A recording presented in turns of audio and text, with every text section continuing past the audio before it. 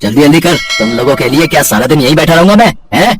इन मजबूर गरीबों को धमका रहा ये है सेठ सुरेंद्रनाथ। और ये कहानी है एक बहुत ही पिछड़े गांव कुशीपुरा की। इस गांव में रहने वाले ज्यादातर लोग खेती किसानी करके ही अपना पेट पालते थे, लेकिन खेती में कई बार फसल अच्छी होती है तो कभी नुकसान भी उठाना पड़ता है। और इसी बात का फायदा उठाता था इस गांव का ही जमींदार सुरेंद्रनाथ, जो बहुत ही घमंडी और चालाक आदमी था। वो गांव के लोगों को बहुत मोटे ब्याज पर उधार देता था और फिर उनसे तगड़ी वसूली करता था। इसी वजह से वो साल दर साल अमीर होता जा रहा था। आज भी सुरेंद्रनाथ के बंगले पर उसके कर्जदार अपनी किश्त देने पहुंचे थे। तभी वहाँ से एक जवान लड़का अपनी बूढ़ी माँ के साथ गुजरा। यहाँ ये लाइन क्यों लगी है बेटा? पता नहीं माँ, आप यहीं रुको, मैं पता करके आता हूँ। हो सकता है कि कोई भंडारा लगा हो तो अपना भी खाने का कुछ इंतजाम हो जाए।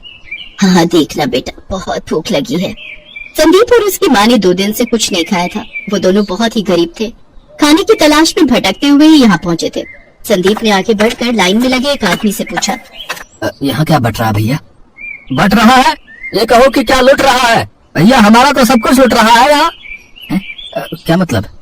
अरे वो कुर्सी पर बैठे आदमी को देख रहे हो? उसका नाम है सेठ सुरेंद्रनाथ। वो इस गांव का जमींदार है। हम सबने किसी न किसी वजह से उससे कर्जा लिया था भैया। किसी ने बीमारी के लिए तो किसी ने खेती के लिए। मैंने अपनी बिटिया की शादी के लिए 3 साल पहले उससे कर्जा लिया था। 3 सालों में कर्जे से 2-3 गुना ज्यादा पैसे दे चुका हूँ, लेकिन उसका कर्जा है कि खत्म ही नहीं हो रहा। बड़ा पैसे वाला आदमी लगता है। अरे क्या खाक पैसे वाला है? इसके बाप के पास थोड़ी सी जमीन थी, फिर उसने कर्जे पर पैसे देना शुरू कर दिया और आज आधे से ज्यादा गांव की जमीन हड़प लिया इसने। तो आप लोग इसका विरोध क्यों नहीं करते? मत दो ना उससे पैसे।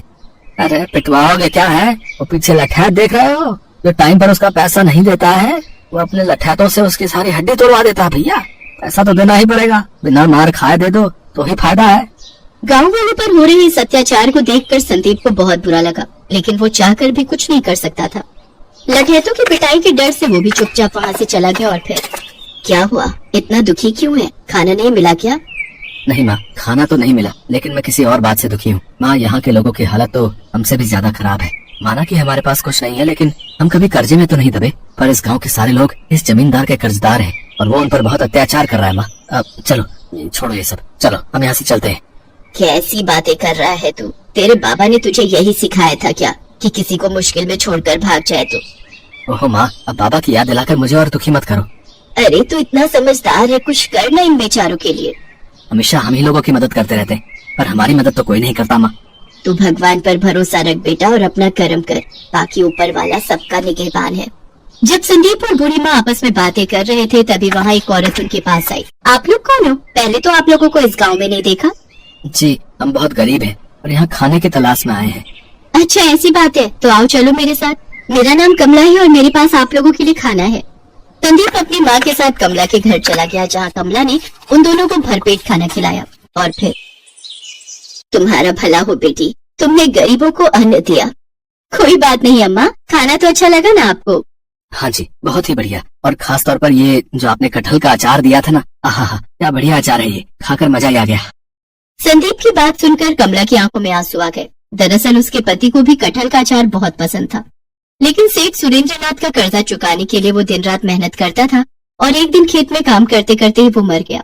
कमला उसका कर्जा नहीं चुका पाई तो उसे मजबूरी में अपना खेत सुरेंद्रनाथ के नाम करना पड़ा। कमला की कहानी सुनकर संदीप को बहुत गुस्सा आया और उसने ठान लिया कि अब वो सुरेंद्रनाथ को सबक सिखाकर ही रहेगा। उस रात संदीप और उसकी माँ कमला के घर पर ही सोए, लेकिन संदीप की आंखों में नींद नहीं थी।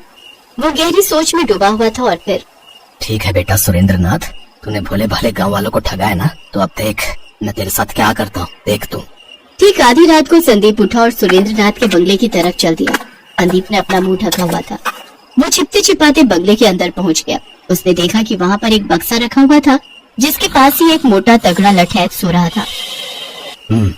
लगता है कि इस बक्से में वही पैसा है जो आज गांव वालों से लिया गया है।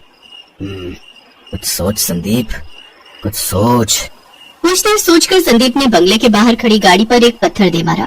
पत्थर की आवाज सुनकर लठैत की नींद टूट गई और वो फौरन गाड़ी की तरफ भागा। तभी मौका पाकर संदीप वो बक्सा लेकर वहाँ से चंपत हो गया।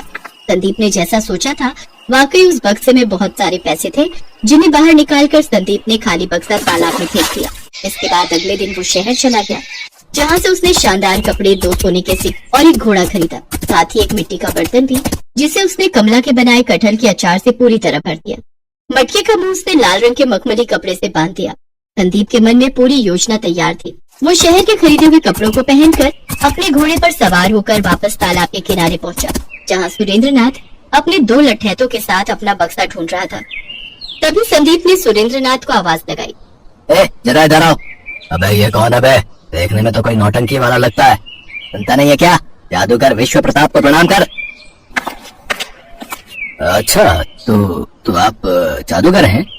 और नहीं तो क्या। अच्छा सुनो, हम हिमालय से मीलों का सफर तय करके अपने राज्य जा रहे हैं। बहुत थक गए हैं, हम स्नान करना चाहते हैं। ये तालाब हमें बहुत ही साफ और अच्छा लग रहा है। तुम एक काम करो, हमारे इस घोड़े को पकड़ो और इसका ख्याल रखना, ठीक है? हम बस कुछ ही क्षणों में स्नान करके आते हैं। और हाँ, ये लो। संदीप ने अपनी जेब से 2 सोने के सिक्के निकाले और सुरेंद्रनाथ की तरफ फेंक दिए। सोने के सिक्के देखकर सुरेंद्रनाथ की आंखें फटी की फटी रह गई। अब उसे यकीन हो गया था कि ये कोई छोटा मोटा आदमी नहीं है। जब संदीप तालाब से नहाकर लौटा, हम खुश हुए। लाओ, हमारा मटका हमें दे दो। जी ये लीजिए। वैसे इस मटके में ऐसा क्या है जो सिर्फ इसका ध्यान रखने के लिए आपने मुझे सोने के सिक्के दे दिए? क्यों, और सिक्के चाहिए क्या? नहीं, हाँ, मैं तो बस ऐसे ही पूछ रहा था। इसमें कटहल का जादुई अचार है। इसमें जिस कटहल का इस्तेमाल किया गया है वो सिर्फ हिमालय में एक खास जगह पर उगता है। मैंने अपनी तांत्रिक क्रियाओं से इस जादुई अचार को बनाया है। उस अद्भुत कटहल के इस जादुई अचार में इतनी ताकत है कि इसे खाकर कोई भी इंसान जो चाहे हासिल कर सकता है। अरे नहीं, सच में ऐसा है क्या? तुझे मेरी बात पर विश्वास नहीं? पहले मुझे भी नहीं हुआ था, लेकिन जब से मैंने ये कटहल का अचार चखा है मुझे सब मिल गया। पहले मैं बहुत गरीब था और अब मुझे किसी चीज की कमी नहीं। तुम्हें इसकी शक्ति देखनी है क्या? हाँ, देखनी है, बिल्कुल देखनी है।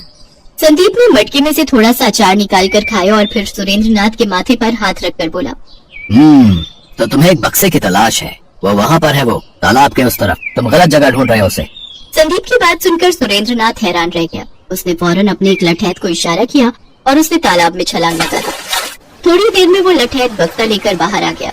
ये देखकर तो सुरेंद्रनाथ ने संदीप के पैर ही पकड़ लिए। चमत्कार! देखिए, मुझे ये अचार चाहिए, किसी भी कीमत पर चाहिए।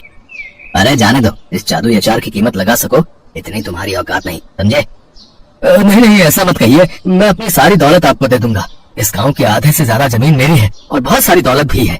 आप सब ले लीजिए, पर ये कटहल का जादुई अचार ये मुझे दे दीजिए। मुझे ये पूरा मटका चाहिए।